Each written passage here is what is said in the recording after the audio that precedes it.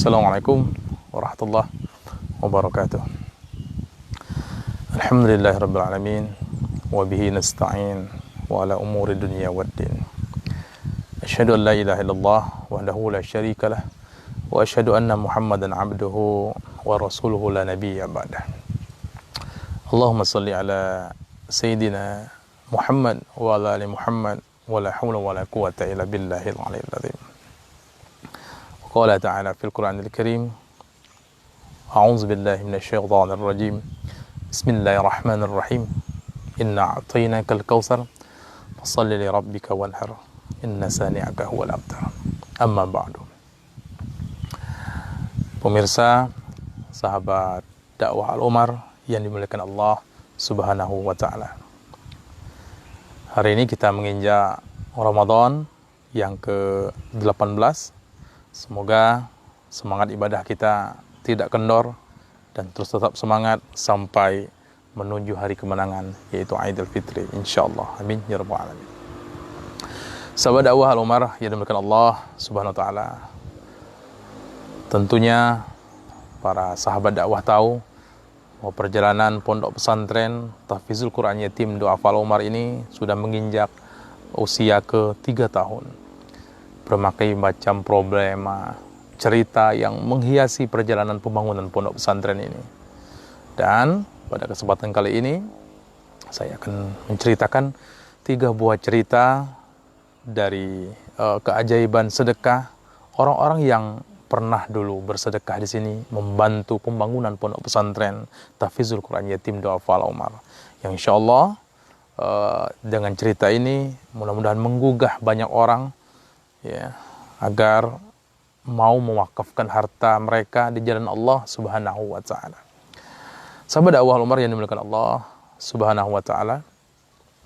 Cerita yang pertama itu dialami oleh seorang sahabat saya.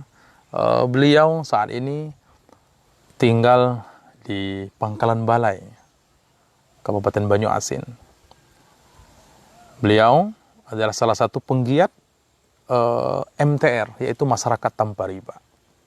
Beliau sangat kuat sekali keinginannya untuk lepas dari ikatan riba, dan insya Allah Allah merahmati beliau. Semoga beliau bisa melihat tayangan ini dan titip salam untuk beliau. Semoga Allah melapangkan rezeki antum sekeluarga, memberikan kesehatan, dan lebih banyak lagi orang yang bisa merasakan kebaikan antum sekeluarga. Amin ya rabbal alamin.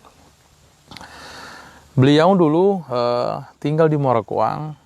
Beliau terjerat hutang riba. Beliau dikasih oleh pihak bank tempo 2 bulan untuk melunasi hutang-hutangnya. Atau kalau tidak, rumahnya yang dijadikan beliau untuk berdagang itu akan disita oleh pihak bank. Beliau berkonsultasi dengan kami. Ustadz, katanya, saya ini punya hutang 135 juta di bank, baru saya bisa melepaskan diri dari ikatan riba. Sedangkan saya punya uang di dalam tangan hanya 70 juta rupiah. Jadi banyak sekali hutang, uang lagi untuk mencukupi untuk membayar hutang tersebut. Beliau berniat waktu itu menjual mobil truk beliau untuk menutupi kekurangan tersebut. Tetapi tidak jadi dijual, karena kalau itu dijual, roda perdagangan, beliau waktu itu berdagang bahan bangunan, alat bangunan, itu terhambat, khususnya untuk mengantar barang-barang, jadi tidak bisa lagi kalau mobil itu dijual. Kemudian beliau meminta saran kepada kami.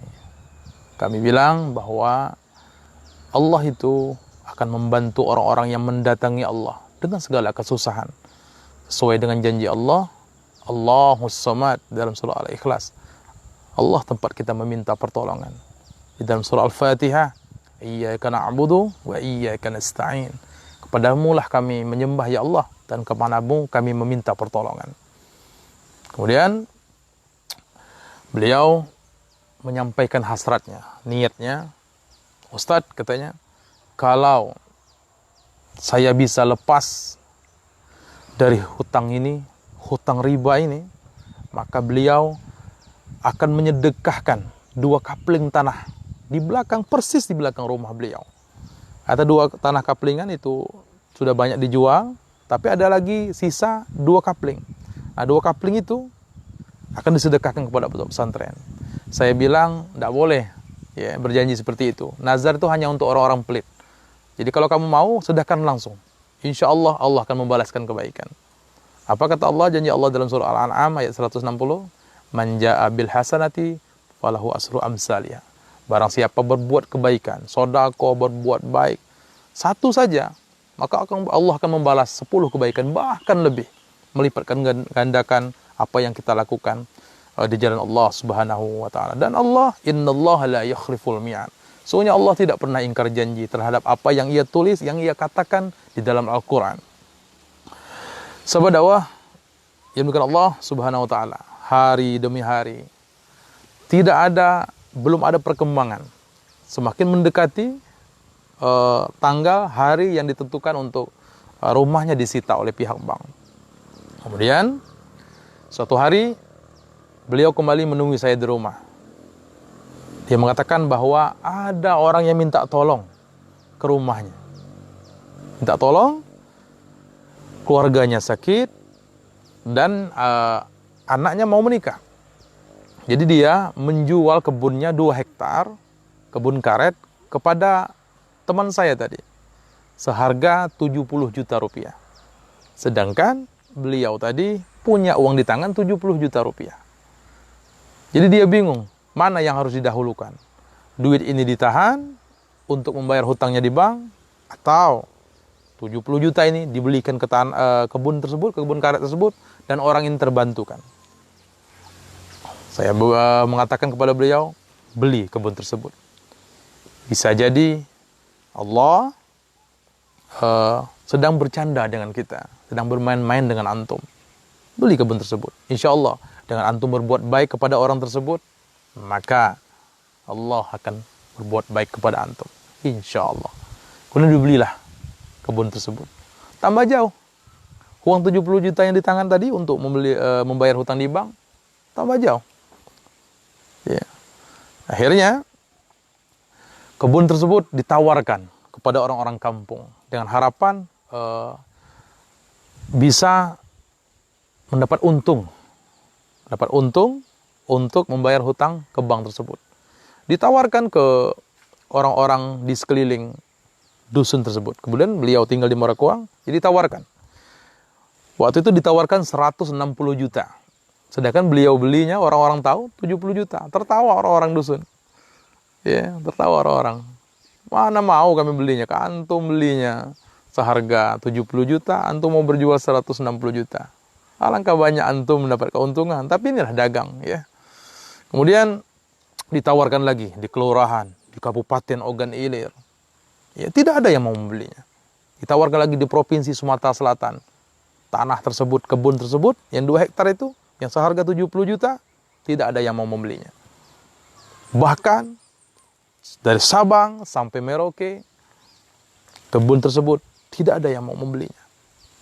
Lihat, ketika kesulitan sudah memuncak, siapa yang kita jadikan pegangan? Ketika kita berpegang dengan Allah, Allah akan membantu kita. Orang-orang saleh akan dibantu oleh Allah.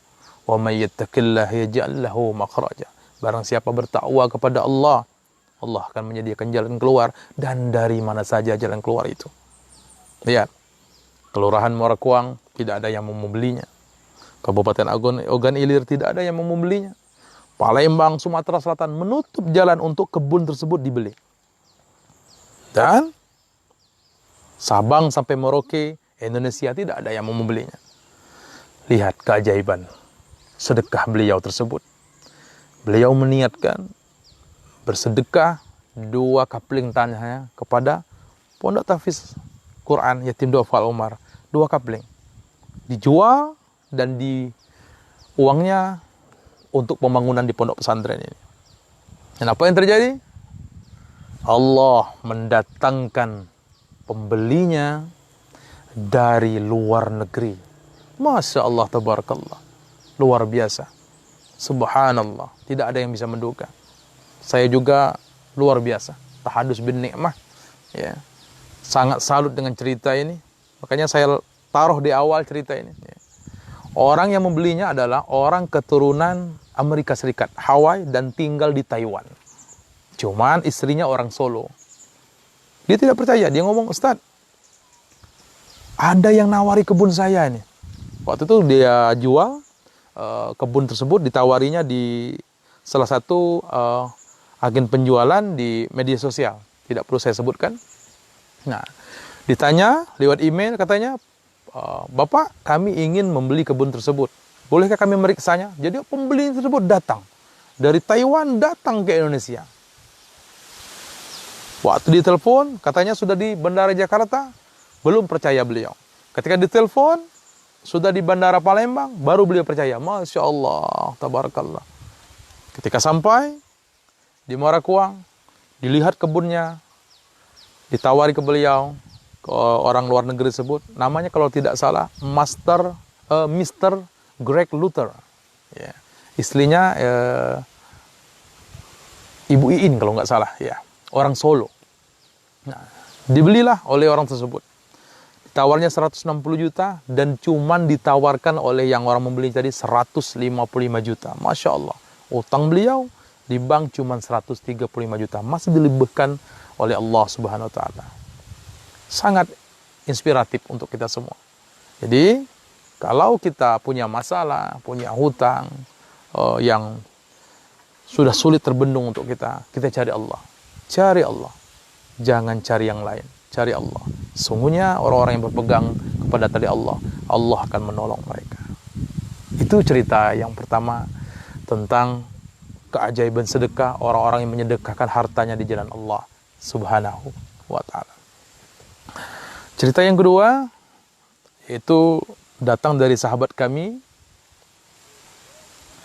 Beliau diuji oleh Allah Subhanahu wa ta'ala dengan anak yang sakit. Anaknya sedang sakit. Anaknya itu waktu itu umur 3 tahun.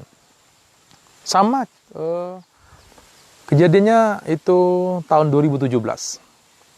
Pondok ini lagi giat-giatnya sedang membangun. Anaknya itu kalau kata bahasa ilmiah, ilmu kedokteran, mungkin autis, tapi tidak parah ya. Autis. Beliau saat ini berdomisili di Kalimantan, bekerja di sebuah perusahaan. Beliau konsultasi dengan kita, ya, konsultasi dengan kita terus, kita kasih wejangan, kita beri semangat bahwa wa iza maridtu fahuwa yasfin, dan jika kita sakit, Allah lah yang memberikan kesembuhan, bukan yang lain, bukan dukun, bukan kiai, bukan ustadz, bukan, tapi Allah Subhanahu wa ta'ala. Kemudian ketika waktu itu saya masih berada di kota Mekah, ya, beliau memberikan uang 50 juta untuk dibangunkan rumah yatim. Tepatnya saat ini lokasinya ada di Kampus Putri. Yang sekarang ini kita berdiri ini Kampus Putra, dan background itu masjid yang sedang dibangun, ya, untuk Kampus Putra. Beliau menitipkan uang 50 juta untuk, ya, dibangunkan rumah yatim untuk tempat anak-anak yatim bernaung di situ. Lihat cara sedekah itu bekerja. Ketika beliau pulang dari pondok pesantren ini, menyedekahkan hartanya. Ketika pulang ke Kalimantan, bosnya di perusahaan itu berkata, "Kami kehilangan Ahmad yang dulu." Anaknya namanya Ahmad. "Kami kehilangan Ahmad yang dulu." Karena Ahmad yang dulu, anaknya tidak mau pakai baju, tidak bisa bicara, dan hobi memecahkan barang-barang. Ya, di rumahnya hobi memecahkan barang-barang. Ya, lihat cangkir dipecahkan, piring dipecahkan, TV malahan. Nah, tapi ketika pulang, Masya Allah, ya, berubah. Apa janji Allah? As-sadaqatu tajlibur rizki. Sedekah itu mengundang datangnya rezeki, termasuk kesembuhan, termasuk jalan keluar dari permasalahan. Ya. Dan alhamdulillah sampai hari ini dan kesekian hari ini, anaknya itu sekarang sudah sekolah SD dan lancar berbicara, ya, lancar berbicara dan nampak seperti anak-anak yang sebelumnya tidak pernah sakit. Padahal kalau orang tahu sejarahnya, itu anak itu luar biasa, ya. Luar biasa perjuangan orang tuanya. Insya Allah orang tuanya riadah terus melakukan ibadah, tahajud, duha, ya, kemudian sedekah, terus bersedekah, ya. Berbagi, menjadi donatur untuk anak yatim di sini, ya. Masya Allah. Semoga Allah memuliakan beliau, melapangkan rezeki beliau, dan yang pasti memberikan beliau, menganugerahkan beliau anak-anak yang soleha, yang insya Allah menjadi pembela beliau kelak di akhirat. Amin ya rabbal alamin. Nah, yang terakhir, cerita datang dari sahabat kita di Pulau Batam. Ini terjadi tahun 2016, ya. Waktu itu saya lagi pulang ke Morakuang, waktu itu pecah ban, ya. Pecah ban, jadi dorong motor, jauh ini dorong motor. Di tengah jalan, handphone saya berbunyi, kemudian ada yang nelpon. Assalamualaikum Ustaz, apa kabar? Sehat, saya bilang. Ini siapa? Antum tidak perlu tahu siapa saya. Saya bilang, antum dari mana? Saya dari Batam. Kok bisa kenal saya? Dia bilang nggak perlu tahu, ya. Dari siapa saya dapat nomor antum, katanya. Saya ini sebenarnya ngacak, katanya, di Google itu, siapa sih yang sekarang ini lagi butuh, katanya, biaya untuk pembangunan apa saja, pondok pesantren, rumah yatim, segala macam masjid. Nah, katanya muncul nomor handphone Ustadz, katanya. Jadi anak telepon, katanya, dia bilang, Ustadz, saya ini punya hajat, ingin bersedekah membantu orang yang sedang memerlukan. Waktu itu kami lagi bangun asrama yatim putri di seberang, ya, di kampus yang putri, butuh dana waktu itu 21.450.000. Ingat saya, 21.450.000. Saya upload di Facebook, kemudian ketika beliau searching, ya, mungkin di Google, muncullah kami, ya, pondok pesantren kami, dan beliau nelpon. Beliau bilang, nanti saya akan bantu berapa kekurangannya. Saya bilang, kurang 21.450.000. Dan beliau tidak lagi bertanya, dia matikan telepon, ditransfer 21.500.000. 10 menit berselang dari nelpon kita. Alhamdulillah. Jadi, saya sampai hari ini tidak pernah ketemu dengan orang yang bersedekah tersebut. Hanya tahu nama saja. Semoga Allah melapangkan rezeki antum sekeluarga, ya. Yang pasti, pas tahun 2017, beliau telepon saya.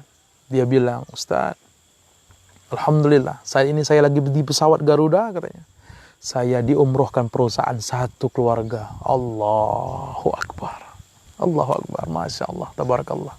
Semoga, ya, 3 cerita ini bisa memberikan inspirasi bagi kita semua. Dan sebenarnya banyak lagi, ya, cerita-cerita inspirasi dari orang-orang yang mewakafkan hartanya di pondok ini. Dan tentunya tidak hanya pondok kami saja, boleh di pondok mana saja. Cuman kami bercerita bahwa betapa senangnya kami mendengar orang-orang yang membelanjakan hartanya di jalan Allah. Ingat, ya, harta itu haramnya diazab dan halalnya dihisab. Ya, mari kita bersedekah, menitipkan harta kita di jalan Allah. Titipkan harta kita ke langit lewat sedekah yang takkan usang dan lapuk dimakan zaman, dan aman, takkan pernah dicuri orang. Semoga apa yang saya sampaikan bermanfaat, dan tentunya tetap semangat untuk bersedekah, melanjutkan Ramadan ini, menggiatkan sisa Ramadan ini untuk lebih dekat dengan Allah Subhanahu wa Ta'ala. Tetap terbuka, apabila ada yang mau berhibah, berwakaf hartanya di jalan Allah untuk pembangunan di pondok pesantren ini, karena kami masih mau membangun asrama. Saat ini masih kurang 10.000 batu bata dan 200 sak semen, dan kemudian ada gedung nanti kelas, kemudian gedung tahfiz, ya, untuk yang putra. Tetap diaturi bagi kalian yang ingin berwakaf. Semoga apa yang saya sampaikan dapat bermanfaat. Jazakallahu khairan, akhirul karam. Wassalamualaikum warahmatullahi wabarakatuh.